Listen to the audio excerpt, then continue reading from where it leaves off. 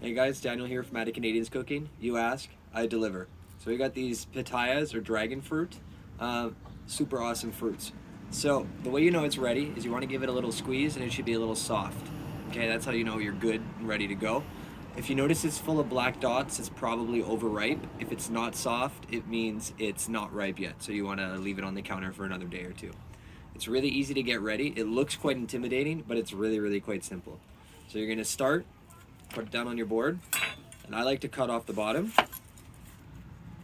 and cut off the top, and that's more of a safety thing, just to make sure that I have a nice even surface. Then I'm gonna cut it right down the middle.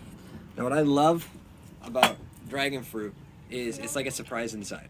So when you take a look inside of it, it's beautiful. It doesn't look anything like the outside.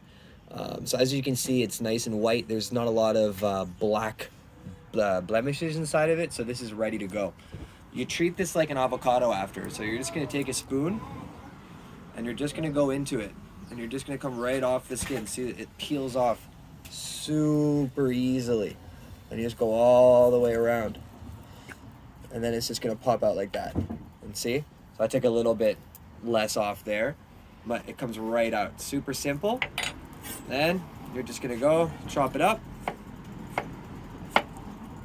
Watch those fingers. So you can eat it just like that. I have a piece right now. It's great. A little pro tip, I'm gonna use this for tomorrow. So I'm gonna put it in here, and that's why I have this lemon. I'm gonna give it a little squirt on top, and it's gonna help make sure that it doesn't get bruised and doesn't taste bad. So that's your quick prep video. I hope you guys like it. I hope it helps, and have a wonderful sunny day, guys, because it's a beautiful day. Thanks, guys. Have a good one.